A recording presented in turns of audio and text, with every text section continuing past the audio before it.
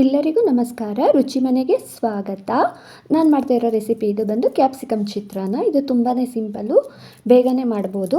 ಅಂದರೆ ಈ ಲಂಚ್ ಬಾಕ್ಸ್ಗಳಿಗೆ, ಬೆಳಗ್ಗೆ ಟಿಫನ್ಗೆ ಯಾರಾದರೂ ಗೆಸ್ಟ್ ಬಂದರೆ ದಿಢೀರ್ ಅಂತ ಮಾಡಬೇಕು ಅಂದರೆ ಈ ಕ್ಯಾಪ್ಸಿಕಮ್ ಚಿತ್ರಾನ್ನ ತುಂಬಾ ಈಸಿ. ಈರುಳ್ಳಿ ಬೆಳ್ಳುಳ್ಳಿ ಏನೂ ಹಾಕದೆ ಮಾಡೋವಂಥ ಚಿತ್ರಾನ್ನ ಇದು. ಸ್ವಲ್ಪನೂ ಈರುಳ್ಳಿನೂ ಹಾಕೋ ಆಗಿಲ್ಲ, ಬೆಳ್ಳುಳ್ಳಿನೂ ಹಾಕೋ ಆಗಿಲ್ಲ, ಬರೀ ಶುಂಠಿ ಮತ್ತು ಕ್ಯಾಪ್ಸಿಕಮ್ ಹಾಕಿ ಮಾಡೋವಂಥ ಚಿತ್ರಾನ್ನ. ಬನ್ನಿ ಹೇಗೆ ಮಾಡೋದು ಅಂತ ನೋಡೋಣ ಬನ್ನಿ. ಯಾರೆಲ್ಲ ಈ ನನ್ನ ಯೂಟ್ಯೂಬ್ ಚಾನಲ್ನೇ ಸಬ್ಸ್ಕ್ರೈಬ್ ಮಾಡದೆ ನೋಡ್ತಾ ಇದ್ದರೆ ಪ್ಲೀಸ್ ಸಬ್ಸ್ಕ್ರೈಬ್ ಮಾಡ್ಕೊಳ್ಳಿ. ಹಾಗೆ ಒಂದು ಲೈಕ್ ಮಾಡಿ, ಶೇರ್ ಮಾಡಿ, ಕಮೆಂಟ್ ಮಾಡೋದನ್ನ ಮರಿಬೇಡಿ. ಇವಾಗ ಒಂದು ಮಿಕ್ಸಿ ಜಾರಿಗೆ ಶುಂಠಿ, ಹಸಿಮೆಣ್ಸಿನ್ಕಾಯಿ, ಖಾರ ಎಷ್ಟು ಬೇಕೋ ಅಷ್ಟು ನೋಡಿಕೊಂಡು ಹಸಿಮೆಣ್ಸಿನ್ಕಾಯಿ ಹಾಕ್ಕೊಳ್ಳಿ. ಸ್ವಲ್ಪ ಕಾಯಿ ತುರಿ, ನಾನು ಕಾಯಿ ಸ್ವಲ್ಪ ತುರಿದು ಫ್ರಿಜ್ಜಲ್ಲಿ ಸ್ಟೋರ್ ಮಾಡಿ ಇಟ್ಕೊಂಡಿರ್ತೀನಲ್ಲ, ಅದೇ ಕಾಯಿ ತುರಿನ ಒಂದು 2-3 ಸ್ಪೂನ್ ಹಾಕ್ಕೊಳ್ತಾ ಇದ್ದೀನಿ. ಕಾಯಿ ತುರಿನ ಸ್ವಲ್ಪ ಅರಿಶಿಣ, ಒಂದು ಅರ್ಧ ಸ್ಪೂನ್ ಆಗೋಷ್ಟು ಅರಿಶಿಣ, ಒಂದು ಅರ್ಧ ಸ್ಪೂನ್ ಆಗೋಷ್ಟು ಉಪ್ಪು, ಒಂದು 2 ಕಡ್ಡಿ ಪುದೀನ, ಇದಿಷ್ಟನ್ನು ಹಾಕ್ಕೊಂಡು ಇವಾಗ ಇದಕ್ಕೆ ಸ್ವಲ್ಪನೂ ನೀರೇನು ಹಾಕ್ಕೋಬಾರ್ದು.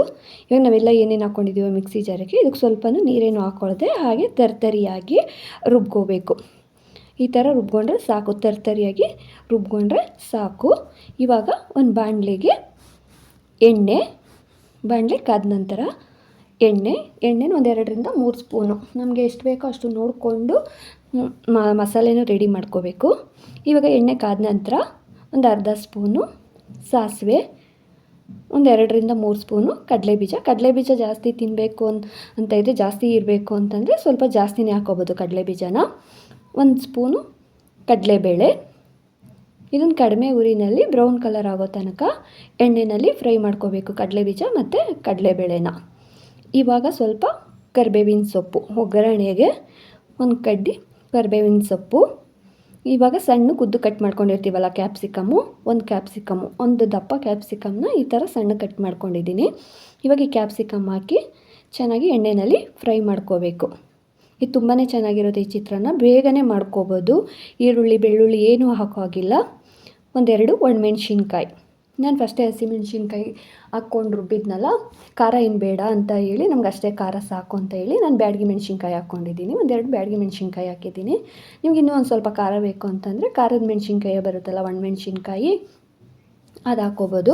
ನಾನು ಬ್ಯಾಡಗಿ ಮೆಣ್ಸಿನ್ಕಾಯಿ ಹಾಕ್ಕೊಂಡಿದ್ದೀನಿ. ಒಂದು ಸ್ವಲ್ಪ ಉಪ್ಪು, ಫಸ್ಟ್ ನಾನು ಉಪ್ಪು ಹಾಕ್ಕೊಂಡಿದ್ದಲ್ಲ, ಅದಕ್ಕೆ ಇವಾಗ ಇನ್ನೊಂದು ಸ್ವಲ್ಪ ಉಪ್ಪು ಸೇರಿಸ್ತಾ ಇದ್ದೀನಿ. ರುಚಿಗೆ ತಕ್ಕಷ್ಟು ಉಪ್ಪು, ನಮಗೆ ಎಷ್ಟು ಬೇಕೋ ಅಷ್ಟು ನೋಡಿಕೊಂಡು ಉಪ್ಪು ಹಾಕ್ಕೊಳ್ಳಿ.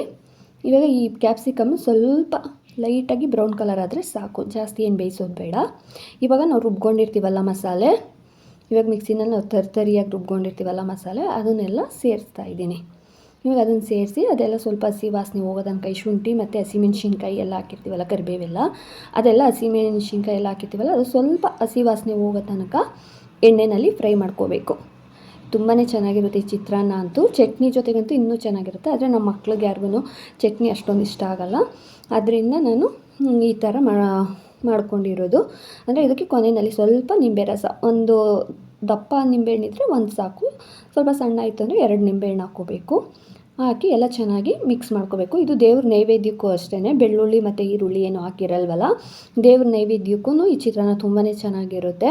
ಕೊನೆಯಲ್ಲಿ ಸ್ವಲ್ಪ ಕೊತ್ತಂಬರಿ ಸೊಪ್ಪು ಹಾಕಿ ಎಲ್ಲ ಮಿಕ್ಸ್ ಮಾಡಬೇಕು. ಇವಾಗೆಲ್ಲ ಚೆನ್ನಾಗಿ ಮಿಕ್ಸ್ ಮಾಡಿದಾದಮೇಲೆ ಸ್ಟವ್ ಆಫ್ ಮಾಡಿ ಇವಾಗ ಅನ್ನ ಹಾಕ್ಕೊಂಡು ಮಿಕ್ಸ್ ಮಾಡ್ತಾಯಿದ್ದೀನಿ ನಾನು. ಈಗ ಅನ್ನ ಹಾಕಿ ಎಲ್ಲ ಚೆನ್ನಾಗಿ ಮಿಕ್ಸ್ ಮಾಡಿ ಚಿತ್ರಾನ್ನ ರೆಡಿ ಆಯಿತು ಈ ಲಂಚ್ ಬಾಕ್ಸ್ಗಳಿಗೆ ಮತ್ತು ಬೆಳಗ್ಗೆ ಟಿಫನ್ಗಳಿಗೆ ಬೇಗ ದಿಢೀರ್ನೇ ಮಾಡ್ಬೋದು. ದೇವ್ರ ನೈವೇದ್ಯಕ್ಕೆ ಈ ಚಿತ್ರಾನ್ನ ಮಾಡಿದ್ರಂತೂ ತುಂಬಾ ಚೆನ್ನಾಗಿರುತ್ತೆ. ಈರುಳ್ಳಿ ಬೆಳ್ಳುಳ್ಳಿ ಏನು ಹಾಕಿರಲ್ವಲ್ಲ, ತುಂಬಾ ಚೆನ್ನಾಗಿರುತ್ತೆ. ತುಂಬ ಟೇಸ್ಟಿಯಾಗೂ ಇರುತ್ತೆ ಈ ಚಿತ್ರಾನ್ನ ತಿನ್ನೋದಕ್ಕೂ. ಈ ಶುಂಠಿ ಎಲ್ಲ ಹಾಕಿರ್ತೀವಲ್ಲ, ತುಂಬ ಚೆನ್ನಾಗಿರುತ್ತೆ. ಮಕ್ಳಿಗೆ ಲಂಚ್ ಬಾಕ್ಸ್ಗೂ ಚೆನ್ನಾಗಿರುತ್ತೆ. ನಾನು ಲಂಚ್ ಬಾಕ್ಸ್ಗೆ ಅಂತಲೇ ಬೆಳಗ್ಗೆ ಟೈಮ್ ಬೇಗ ಆಗುತ್ತಲ್ಲ ಅಂತ ಹೇಳಿ ಲಂಚ್ ಬಾಕ್ಸ್ಗೆ ನಾನು ಮಾಡಿದ್ದು. ಯಾರಿಗೆಲ್ಲ ಈ ವಿಡಿಯೋ ಇಷ್ಟ ಆಯಿತು ಅಂತ ಪ್ಲೀಸ್ ಲೈಕ್ ಮಾಡಿ, ಶೇರ್ ಮಾಡಿ, ಕಮೆಂಟ್ ಮಾಡೋದನ್ನ ಮರಿಬೇಡಿ. ಧನ್ಯವಾದಗಳು.